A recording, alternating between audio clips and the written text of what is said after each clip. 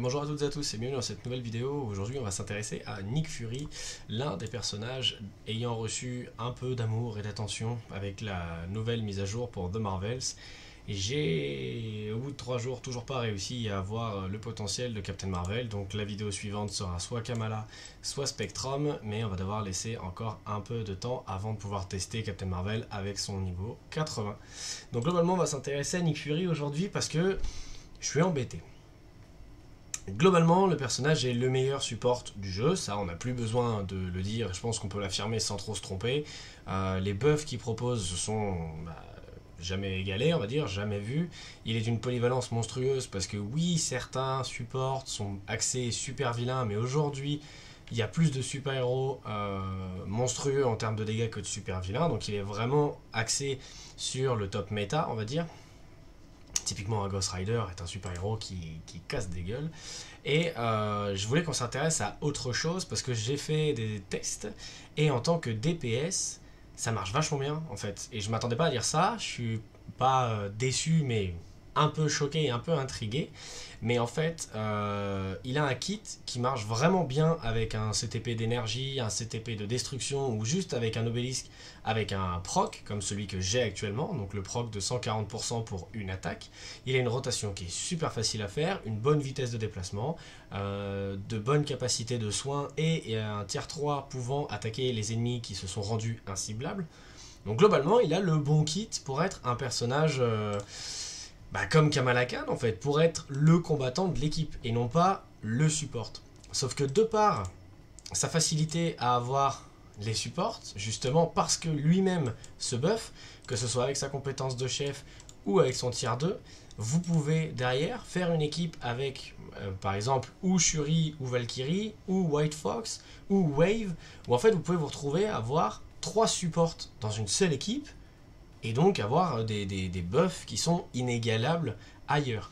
Alors, je pense pas non plus que ça soit au niveau d'une Luna Snow par exemple, effectivement je pense pas qu'il remplace un personnage typique de tier 4, mais si vous avez la possibilité d'avoir Nick Fury avec un compte que vous êtes en train de monter petit à petit, étape par étape, je pense que vous n'avez pour l'instant pas besoin de vous intéresser à la classe vitesse, parce qu'en fait, il gère quoi. C'est-à-dire que vous pouvez vous intéresser à la construction de Jean Grey par exemple, ou à la construction d'Adam Warlock, ou à la construction de Ghost Rider, ou à la construction ne serait-ce que de Carol Danvers, qui elle aussi est putain d'efficace. Mais pour le coup, voilà, si vous avez le personnage avec cet uniforme, effectivement ça marche mieux avec cet uniforme qu'avec les anciens, vous avez un personnage qui, tout seul, tient la baraque. Donc je vais vous le montrer, on va aller faire le niveau 24 de Mephisto, donc qui est quand même pas, c'est pas rien non plus, et surtout là où ça va commencer à devenir intéressant, c'est quand je vais vous montrer la façon dont il est équipé ou habillé, on va dire ça comme ça, dont il est habillé. Globalement là il est à poil, voilà, il a juste un obélisque avec un proc de 140%, ça pourrait monter jusqu'à 200%, ça pourrait avoir des statistiques supplémentaires. Là en termes de stats, c'est nul, il n'y a rien, et il n'y a rien qui est dans le jaune dans ce qui est vraiment intéressant à part la recharge de compétences, mais il n'y a rien en termes de vitesse d'attaque, taux critique, puissance critique, défense ignorée, esquive, rien n'est dans le jaune. Donc on n'est pas sur un personnage équipé, vraiment optimisé quoi. Typiquement si on va sur Kamala Khan, il y a déjà 2 cases ici qui sont bloquées. Si on va sur Carol, bon il y en a qu'une, mais okay, ça prouve à quel point Carol est puissante. Mais sur un personnage un peu plus équipé, normalement, voilà, c'est un peu plus dans le jaune, quoique là je suis étonné, mais ouais ok, je me fais du mal. J'ai changé mes cartes il n'y a pas longtemps, je m'attendais pas à ça. Va falloir que j'y retravaille. Mais globalement, en termes d'équipement, il n'y a rien. Il y a littéralement rien, et il est en esquive, voilà. Donc on s'en fout. En termes de compétences, elles sont au max, sauf la première parce que elle ne sert à rien, enfin elle rajoute des dégâts, donc on pourrait très bien le faire, mais ça ne change pas grand chose globalement. En termes de type, on est au rang 4, donc oui, c'est efficace contre Mephisto, mais ce que je veux vous montrer en prenant exemple Mephisto, c'est vraiment la polyvalence du personnage et le fait que vous pouvez vous payer le luxe d'avoir une équipe faite que de support, et vous allez pouvoir faire, typiquement si vous êtes bloqué sur les premiers niveaux du boss du monde légende, voilà, vous avez une solution qui est juste ici. Si vous avez déjà Wave, si vous avez déjà Valkyrie, si vous avez déjà en fait la plupart des supports avec ou sans leurs uniformes, mais juste avec leurs compétences de base, si vous avez alors attendez que je me gourre pas Ghost Panther aussi qui peut fonctionner. Je me souviens plus si c'est un personnage premium ou pas. Ouais, c'est un personnage premium. Ok. Donc, généralement, voilà, dans la plupart des comptes à l'heure actuelle, on trouve quand même Valkyrie, White Fox, Wave ou Shuri. Donc, vous pouvez vous payer le luxe d'avoir une équipe faite que de support et d'avoir vraiment un personnage qui fonctionne. En termes d'ISO, voilà, quand je vous disais que mon Nick Fury est à poil, c'est pour ça. Hein, je n'ai rien d'équipé sur lui. Pas d'artefact, pas d'ISO, pas de Uru, pas de bénédiction d'Odin, pas d'option d'uniforme. Parce que j'ai rien à foutre de ma. Je vais pas l'utiliser moi comme un DPS si vous voulez. Je pense avoir de meilleures options que Nick Fury. Mais du coup voilà, c'est à prendre en considération. Il est juste à plus 15% et pas plus 25%. Il n'a pas les améliorations d'uniforme, il n'a rien du tout. Donc c'est vraiment Nick Fury tout nu quoi. Avec 140%. Et quand on va aller du coup voir ce que ça vaut au niveau de Mephisto, moi en tout cas j'ai été surpris. J'ai été vraiment surpris. Donc voilà, niveau 24, on va les prendre. On va mettre une vraie équipe hein, globalement. Comme si votre but c'était de monter les niveaux ou les paliers de boss sur lesquels vous aviez du mal. Globalement c'est une équipe qui là est... qui n'est pas si coûteuse que ça, parce qu'il n'y a que White Fox qui est une mission à 750 cristaux. Après, voilà, vous pouvez la monter au palier suivant. Et globalement, en termes de rotation, c'est assez simple. Vous faites 3, 5 et 4, et vous attendez d'avoir les dégâts sur le 4. Alors, il y a une petite différence, on va dire, c'est quand vous avez le tier 6, vous faites 3, 5, 4 et 6, et vous avez les dégâts sur le 6, et vous avez de bons dégâts sur le 6. Attention à la rotation, parce que quand vous allez appuyer sur le 3, il va avoir une sorte de mouvement de recul qui peut vous faire perdre le ciblage de votre ennemi.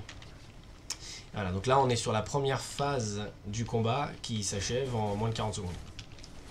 Et puis du coup on va continuer à lui casser la gueule, on va faire le combat complet, hein, mais juste histoire de vous montrer que voilà, globalement ça passe plutôt bien. En termes de survie, c'est... Alors, il a la possibilité d'enlever les debuffs que lui reçoit avec son passif, et donc ça c'est plutôt chouette. Par contre, vous n'avez pas ça pour les alliés, donc je vois pas s'il va vraiment avoir une valeur en PVP. À mon sens, je pense pas. Il y en a beaucoup qui imaginent déjà que lui et Monica Rambeau auraient une potentielle carrière, on va dire comme ça, en PVP. Je suis pas sûr. Après, pourquoi pas, hein, on pourra toujours être surpris. Mais globalement, là, ce qu'on voit à l'heure actuelle en PvP, c'est qu'il y a quand même de plus en plus de héros dans les équipes.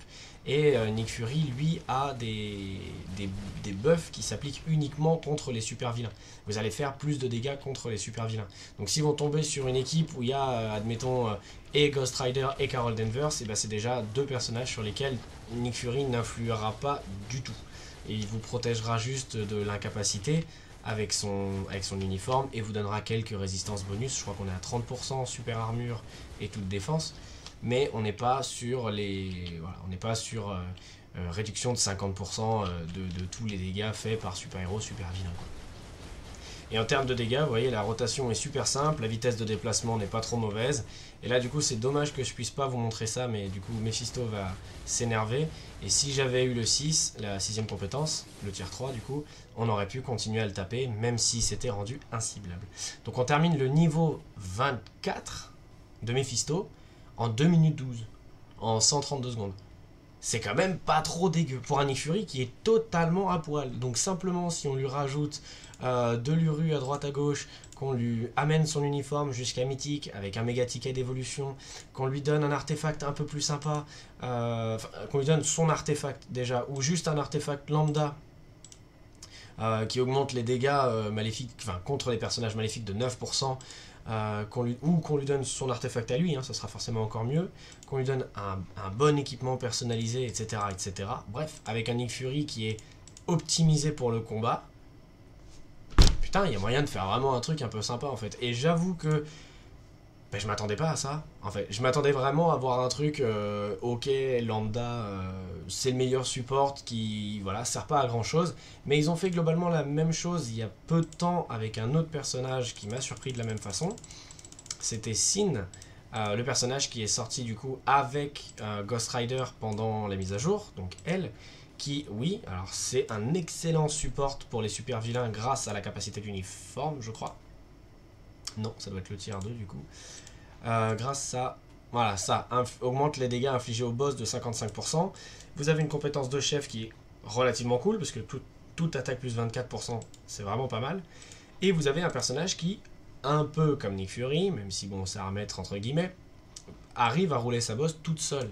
Et en fait, le fait d'avoir un personnage axé support à la base, donc chef et soutien on va dire, support, quand il arrive à tirer un peu l'épingle du jeu, c'est génial, parce que derrière vous allez pouvoir lui mettre 2 autres personnages de type soutien, et donc vous allez avoir accès, attaquant White Fox, ça n'a aucun sens, et donc vous allez avoir accès à l'équivalent de 3 supports dans une équipe.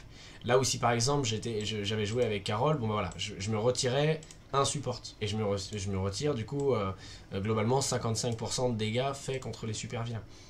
Donc le fait d'avoir cette polyvalence là, ben moi je trouve ça plutôt surprenant d'un côté, et je trouve ça vraiment appréciable dans le sens où effectivement moi il va pas me servir à grand chose en tant que attaquant, que DPS. Par contre en termes de support derrière, il garde aussi toute sa valeur, c'est à dire que c'est un personnage qui est un peu un personnage très ambitieux déjà, et surtout c'est un personnage qui peut vous permettre de progresser quand vous êtes dans les petit niveau, on va dire, de boss de monde, etc., en tant qu'attaquant, parce qu'il bénéficie de la possibilité d'avoir 2 supports greffés à lui. Donc il peut faire plus de dégâts, par exemple, que votre Spider-Man, j'en sais rien, je dis une connerie, mais si vous avez un Spider-Man niveau 70, je pense que cette équipe fera plus de dégâts que si vous enleviez Nick et que vous mettiez Spider-Man. À mon avis, en fonction du stuff que vous avez sur votre Spider-Man, évidemment, mais globalement, c'est une possibilité qui est quand même non négligeable, et quand vous allez réussir à avoir suffisamment de personnages niveau 80 ou tier 4 même, bah là il reprendra sa place de support, et il a rien à envier à personne, parce qu'encore une fois il offre des buffs qui sont inégalables ailleurs. Donc bah quoi demander de plus? Globalement je suis pleinement satisfait de ce personnage.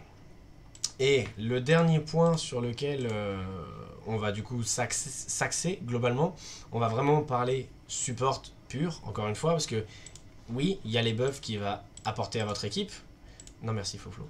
Il y a du coup super armure, incapacité, donc ça c'est plutôt orienté PVP on va dire, et à voir ce que ça vaudra dans le futur pour des équipes en PVP. Il a ce buff là, ça on le connaît. Il a cette compétence de chef pour lui, ça on connaît, c'est super. Mais il y a d'autres choses auxquelles on pense pas forcément, et ce sont les tags qui s'appliquent au personnage, les aptitudes. Et lui du coup il a maître d'armes, il a commandement, et il a agent du shield. Globalement, le fait d'avoir maître d'armes et commandement fait qu'il a accès à un nombre de niveaux en boss du monde qui est stupide. Exemple tout à fait au hasard, j'étais en train, moi, actuellement, de m'orienter vers le niveau 80 de Mephisto avec cette équipe, équipe que j'ai supprimée pour le laisser là, avec cette équipe, ou Taskmaster à la place, je sais plus. Globalement, cette équipe. Voilà. Et bien, aujourd'hui, voilà, cette équipe sera vachement mieux, et en plus de ça, il y a un bonus avec, du coup, Taskmaster, je suppose. Voilà. Donc, il y a un bonus avec Taskmaster. Donc, l'avantage de Nick Fury, c'est sa polyvalence. De ouf, il est polyvalent de ouf. Il joue à tous les niveaux de compétition, que ce soit en support ou en attaquant. Je répète, hein, je mets l'accent là-dessus, mais et ça, que vous ayez l'uniforme ou non. Parce que globalement, si vous n'avez pas l'uniforme, ça sera juste un support excellent, parce que les derniers uniformes n'apportent pas grand-chose en termes de statistiques, vraiment, à part si vous voulez vous en faire un DPS. Là oui, parce que on va prendre quoi? On va prendre 5% ou 10% sur toutes les attaques de base pour les super-héros, et on va prendre 5% sur les dégâts infligés aux super-vilains avec l'uniforme. Cet uniforme-là, c'est vraiment pour les joueurs qui se disent « Ok, je suis peut-être un peu limite sur mes runs de boss du monde, j'ai envie de tirer le meilleur de ce personnage ». Le meilleur de ce personnage, c'est pas tant en support, c'est en polyvalence, et la polyvalence est faite que vous pouvez vous en servir comme un personnage à part entière, comme un DPS à part entière. Donc je me suis pas mal répété dans cette vidéo, mais c'est vraiment pour voilà, pour mettre l'accent sur ce qui moi m'étonne avec ce personnage, parce que encore une fois, je partais un peu défaitiste avec cette mise à jour en disant bon bah globalement on aura Captain Marvel qui pourra aller tier 4, ça sera super, on aura Kamala Khan et Spectrum qui serviront à rien et on aura le meilleur support du jeu. Bon, bah, pour l'instant, de ce que j'ai pu en voir, effectivement le meilleur support du jeu, déjà lui il me surprend parce qu'il n'est pas que ça, il est aussi vachement polyvalent. Moi pour mon compte à l'heure actuelle il ne sert pas à grand chose sorti de ce contexte là de support. Par contre pour des comptes un peu plus modestes, on va dire, ou des comptes qui commencent, ou des joueurs qui reviennent après une longue période de pause dans le jeu, c'est un personnage avec une polyvalence qui est monstrueuse. Et ça, c'est vraiment, c'est super. Merci, merci Marvel Future Fight, parce que ça fait bien longtemps qu'on n'a pas vu ce genre de choses. Après, est-ce qu'il aura de la valeur en PvP? C'est difficile à dire, à mon sens, non. Parce que, comme je l'ai expliqué, les buffs qu'il applique, c'est vraiment, ça s'applique aux alliés super-héros, et ça buff les dégâts que vous allez faire aux super-vilains. Aujourd'hui, quand on regarde les différentes méta de combat dans le monde, par exemple, là, dans cette équipe, vous n'avez qu'un seul vilain, et c'est Jean Grey. Alors ok, vous allez peut-être pulvériser Jean Grey, il n'y a pas de souci, mais derrière, pour le Adam Warlock, il sert à rien, pour le Wolverine, il sert à rien. Dans cette équipe-là, vous allez faire plus de dégâts à Jean et à Ella. Vous voyez un peu où est-ce que je veux en venir. Aujourd'hui, en PvP, on commence à voir de plus en plus de héros et de moins en moins de super vilains. Je pense à Ghost Rider qui arrive. Je pense au fait que voilà, Spider-Man, lui aussi, il y a de la diversité dans les équipes. Le PvP, c'est génial. Le PvP, c'est incroyable. Quel mode de jeu fantastique. Mais du coup, voilà. Je pense qu'effectivement, il serait arrivé dans le jeu il y a 6-8 mois, là où c'était vraiment pleine expansion de carnage, Jean Grey, gore, ce genre de choses. Ouais, là il aurait peut-être eu un impact parce qu'effectivement il vous aurait offert des buffs qui sont inégalables contre les super vilains. Mais il faut que ça s'applique à des super héros aussi. Donc bon, je suis pas sûr qu'il ait un gros impact en PvP. En un mot commençant, globalement je ne pense pas. Mais en tout cas, si la méta venait à changer et qu'on revenait à avoir vraiment deux équipes bien distinctes, une équipe faite que de super vilains, une équipe faite que de super héros, ouais, là du coup peut-être que ça pourrait s'adapter dans une nouvelle méta. En tout cas aujourd'hui à date je ne pense pas, et on fera un peu le même constat pour Spectrum qui visiblement aurait tendance à se décaler ou à se décider elle aussi à faire du PVP. Je vous donnerai ma conclusion dans la vidéo la concernant, mais effectivement, en un mot commençant, je vois pas, mais pourquoi pas. Aujourd'hui, le sujet c'était Nick Fury, j'espère que cette petite vidéo vous a plu et qu'elle vous a ouvert les yeux sur un personnage vraiment chouette, vraiment polyvalent, avec des animations encore une fois, mais les animations, on n'en a pas assez parlé, mais l'animation de son tier 3, elle est juste trop cool quoi.